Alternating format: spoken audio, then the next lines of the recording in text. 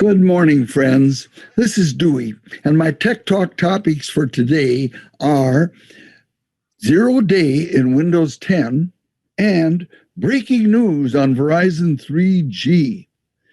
Well, last Thursday, the well-known and reliable computer technology and information website, bleepingcomputer.com, reported that an unpatched 0-day in Windows 10 allows attackers to corrupt an NTFS formatted hard drive with a simple one-line command.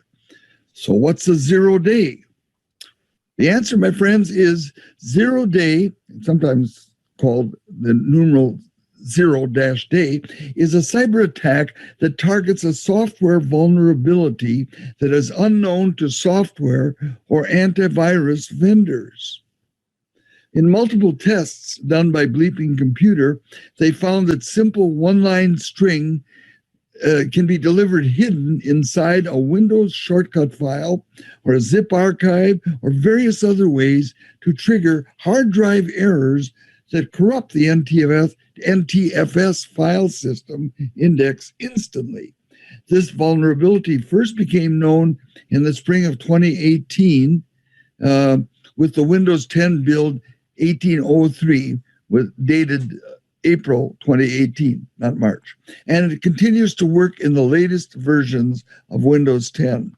What's worse, this nasty string can be triggered by standard and low-privileged user accounts on Windows 10 systems. I'd like to explain Windows privileged user accounts, but that's probably above my pay grade.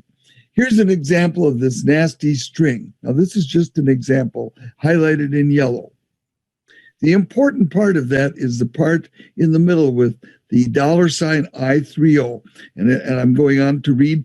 A drive can be corrupted by merely trying to access the $I30 NTFS attribute on a folder in just a certain way, known to, of course, the bad people. It's unclear why accessing this attribute corrupts the drive. In fact, attempts at finding a way to mitigate this problem have baffled some of the best computer minds. So what's the best defense against this nasty string? Well, the answer is do frequent, even daily backups of your computer's hard drive.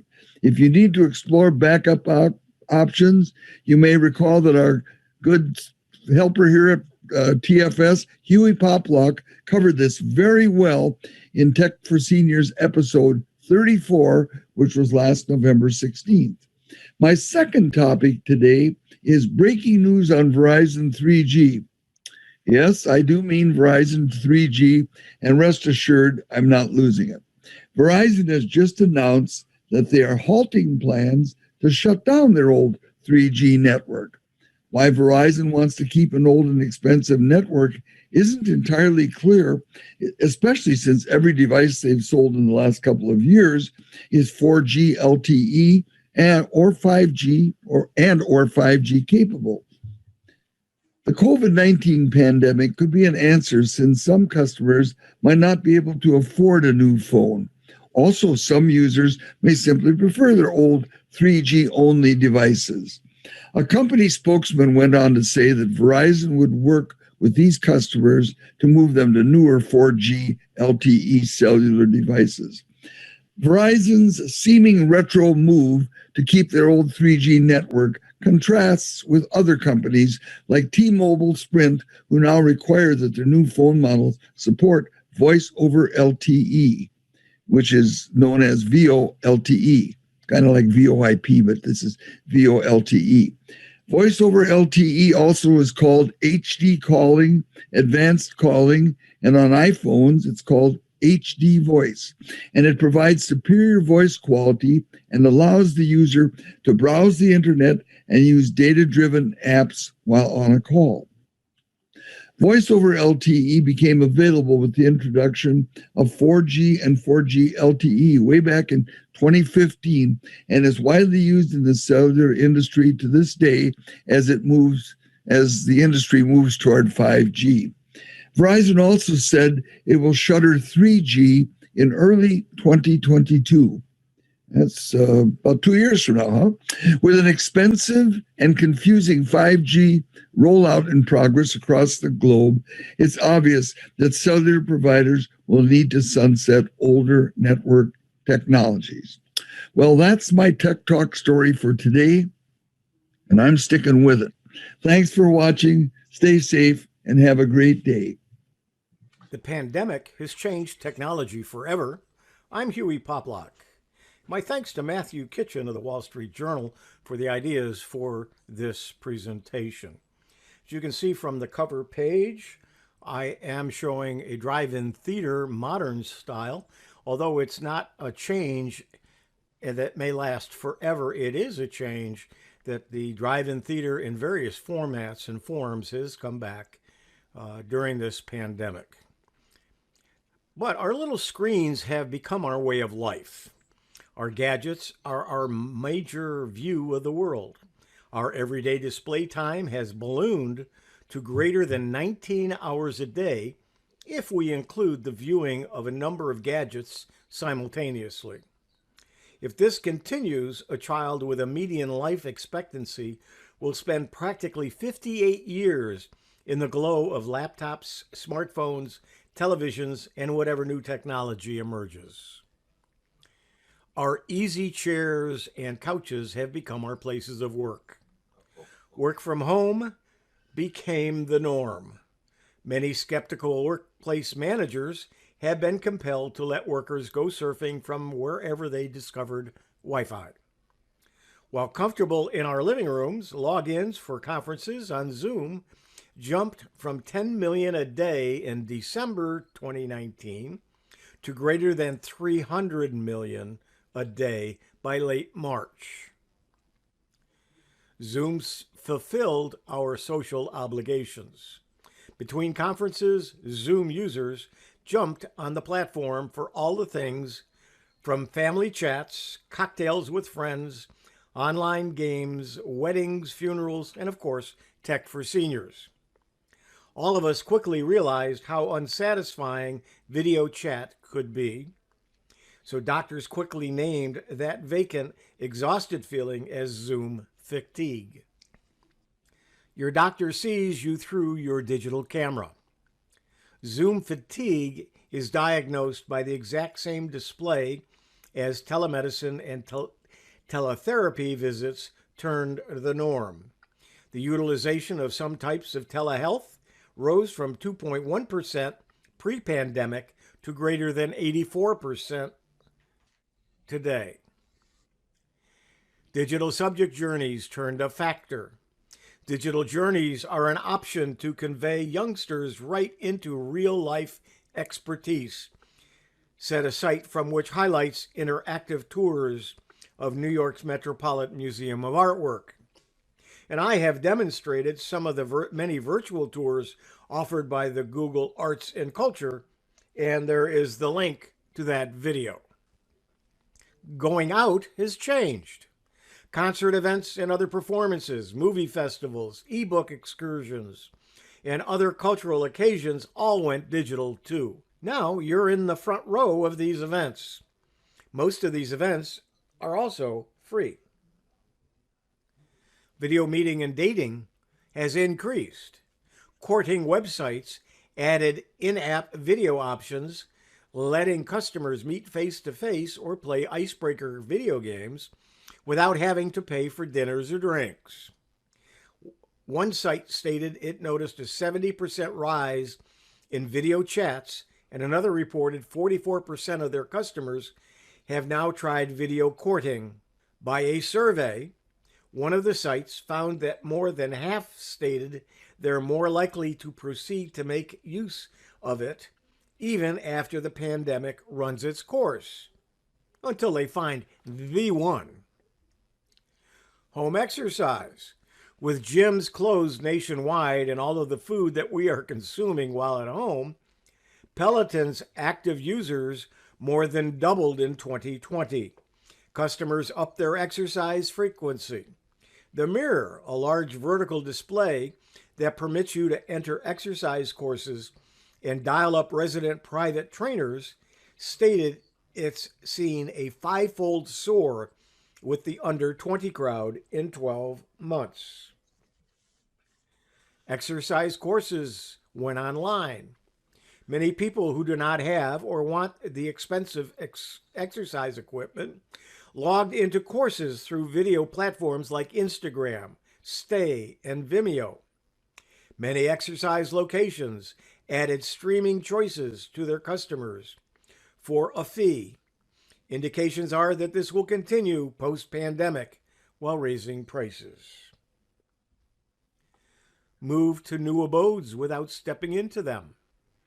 Many individuals needed to, or decided to, change their addresses. Renting and real estate companies started creating self-guided interactive tours of homes and apartments so potential owners and lessees might safely discover their future homes at a distance. We fled buses and Ubers for e-bikes. Mass transit ridership plummeted by as much as 96% in cities like New York and Washington, D.C. in March and in April. In the meantime, gross sales of single-rider electrical autos skyrocketed. We ordered in compulsively. To help our favorite eating places and stay away from grocery stores, we began using services like Grubhub and DoorDash to get takeout food delivered. Consuming out went high-tech too. When they could reopen, restaurant owners swapped germy menus for placards with distinctive QR codes that clients might scan with their smartphone cameras to get quick entry to the eateries' websites. Many spots have turned out to be nearly totally contactless. Ordering online and delivery to your car has become a norm. For their in-house guests, they now order and pay through smartphones, so the masked workers only have to drop off the food and drinks and wipe down tables. Digital funds hit new highs. QR codes have additionally helped facilitate contactless funds. Scan them in apps like PayPal or Venmo. Polls indicate that nearly 50% of respondents are updating to tappable bank cards, seen as a cleaner and sooner than inserting or swiping. We downloaded more books. While most U.S. bookstores have been closed, ebook gross sales climbed rapidly, growing by as a lot as 39% in June, in comparison with the year prior. This soar includes a 132.5% leap in gross sales of children's titles. While libraries locked their doorways, borrowing ebooks through Kindle and other apps has risen 52% in 2020. And watched extra TV. Due to the launch of the latest providers like Peacock, HBO Max, Disney Plus, and the reliability of an excellent previous Netflix binge, related TV viewing is up 81% year over year. That means American households watched 4 billion extra hours of TV in 2020 versus 2019, according to Nielsen. Gross sales of TV screens 65 inches and up soared 77% between April and June over the previous year. Movies premiered in our household rooms.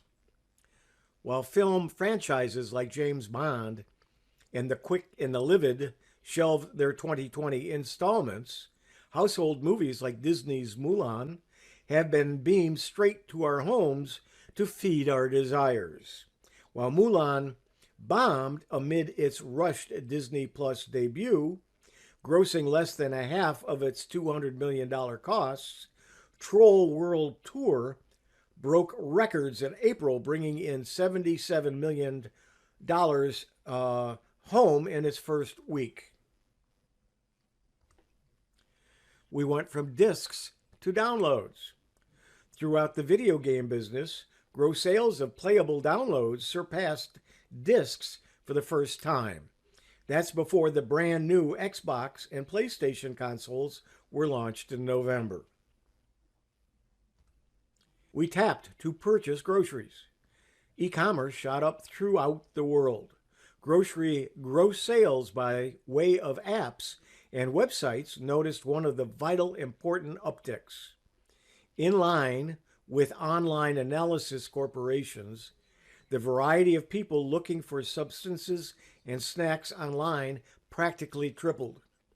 As an example, June online grocery gross sales elevated to $7.2 billion, up from $1.2 billion a year earlier. We traveled in new ways.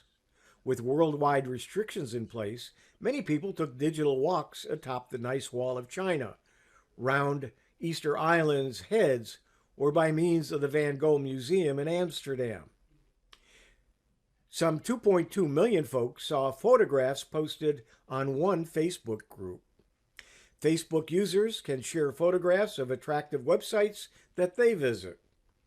Others hopped aboard flights to nowhere that took off and landed in the identical spot after a couple hours within the air. And don't forget the Google's arts and cultures. How has technology changed your life? I'm Hewie Poploc. Good morning, everyone. As I was writing this segment and producing this short video, I thought about all the things that we've done in the last year, and particularly in the last 2 or 3 weeks. We've talked about streaming. I hope you all are going to try that. We've certainly talked about drones today, and also we're going to talk about my new technology in just a couple of minutes. So I'd like to put our theme for Tech for Seniors as exploring new technology. I think that's one of the things that makes the show such a big success. New things. All right. Now, first of all, I have an apology to, of course, Bob and Hewie, who have been waiting such a long time, for 2 weeks, to find out what this new piece of equipment I've bought. Something they don't have. Anyway, I know that they have had trouble sleeping at night. They've been phoning my friends to find out, do you know what I have? And so the big reveal is today. Yes, it is. I'm going to tell you exactly what the technology is and why I think it's important we talk about it. All right. It is the time for the big reveal. Bob and Hewie, are you waiting? Now, I'm going to show you pictures of me wearing this device. And there's about 3 or 4 slides, and then I'll go on and explain what the device is. So let's have a look. Sort of an odd device, something on my face, something I'm holding. Looks a bit weird. Maybe I'm watching a movie.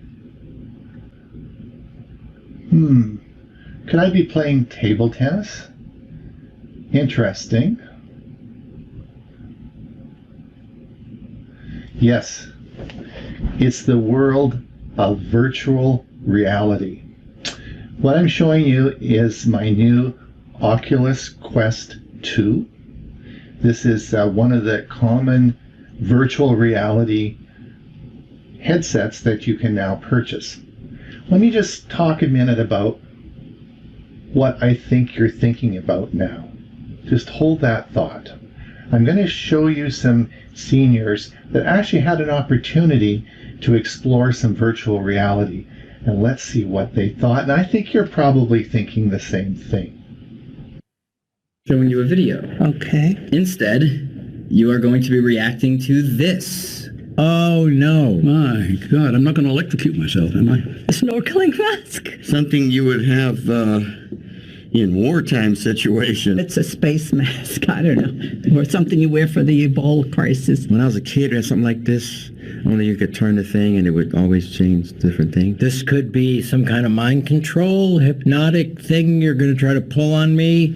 I might not like it. Something that you put on and watch a movie? It may be virtual reality on 3D on these lenses. You're right on track. What you're holding is called the Oculus Rift. What? The Rift. Have you ever heard of it? Never in my life. Never heard of it. No. I've heard the name. I didn't know what it was. I thought it was a rock group. It's actually a virtual reality device. Ooh. You wear it and it feels like you're in other places and you can play video games on it. Oh, so we've gotten this far now. Knew they were coming. Wondering when the full-size naked woman was going to jump out and hug me. So let's give it a shot. Go ahead and put it on. Okay. So the video clip you just saw was made in 2014. Functional virtual reality, reality that you actually can purchase in the store, has been around for about 8 years, or a little bit longer, and it predates Windows 10. So you can imagine how far we've come since that video was made. Virtual reality for seniors is a big issue and one I think we should explore. Currently, virtual reality is being used for mobility and cardiovascular fitness, stroke rehabilitation, eye-hand coordination, Parkinson's disease, gait stability, and depression, along with a lot more medical conditions. So I think Tech for Seniors needs to explore that. I know very little about virtual reality, but I want to learn and share my experiences. Let's see what those people thought while we're having their virtual experience. We're going to be placing you right in a villa in Tuscany. Oh, how wonderful. Thank you. So go ahead, look around. My God, this is awesome. Oh, that's amazing. This is pretty cool, man. I like this. It's everywhere. It's like you're there. It looks a little artificial. Oh, it's 360. Wow. Oh, hey, I like it, guys. Oh, baby. Okay, so we're going to now control it and walk you into this house. Okay. Oh my, walking without using my feet. Whoa, this is cool, man. Wow. Kind of dizzy. Wow. That's like, woo, that's awesome. Hello, pretty house. Oh, even the ceilings are there. Wow. I want to live here. Feels not quite real. That's a little scary. Just a few short years ago, the virtual reality technology and the equipment to be purchased would have been several $1,000s. But today, a lot has changed. The Oculus Quest 2 from Best Buy is available for $299. This really puts this technology in reach of most people. Let's see how everyone thought after their virtual reality experience. So what are your first thoughts after experiencing this technology? It's very close to reality. It can get quite frightening. When it comes to stuff like this, I'm a caveman. I'm impressed with the technology, but somebody else can buy it. I think it's going to be a tremendous thing. I would use it. It's like a couple steps away. I can see where you would think you're absolutely in this world. It is very impressive. How do they put this in here? So this device is being used for fun experiences and video games, but they're also developing technology for surgeons to use this to simulate surgery, for NASA, for outer space travel. What do you think about that? I think that's quite amazing. Well, it would certainly be a real training. I mean, you would feel like you're in outer space. I see many applications for it that would be very good. I see others that could drive a person absolutely out of their mind. If virtual reality technology gets better and better now that you see that it's come this far, what are your thoughts on what that could mean? People probably would get hooked on it, just like they do everything else. Well, that was a very interesting video. Certainly some unique experiences for that group of people. You know, you have to remember, though, that technology was 10 years old. Such a huge advance has taken place with software and hardware in virtual reality. You know, this weekend I spent a lot of time, since it's snowing here, in doing research on the use of virtual reality in treating seniors for health conditions. And it is truly amazing. In the next clip, I want you to look at a company by the name of Verorama. This is a Scottish company, and they have been using virtual reality to add joy to the lives of seniors who are living in an end-of-life care. Now, they don't use the Oculus Quest, but they're using another type of virtual reality called the HTC Vive. And these are headsets that actually play Google Earth, and they've been coming into nursing homes or hospices and are taken on journeys where they never thought was possible. The company is enabling the elderly to travel back to where they got married or where they did their national service. Now, Bill Agnew is the chief executive officer of Verorama and said, "I was absolutely staggered at how much they enjoyed the experience and how powerful it was for them. We've had mountain climbers climbing mountains who had artists with dementia who have had to give up their life's work, and we let them draw, we let them paint, we let them sculpture. All of this is possible in virtual reality.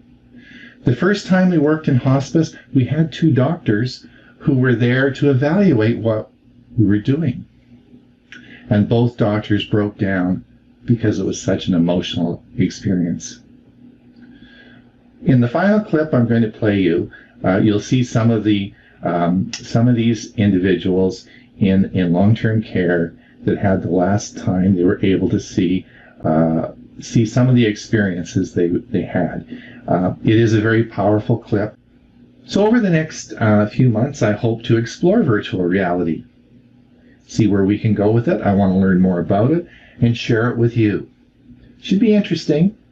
If you want to come along too, you remember you can always purchase a virtual reality headset.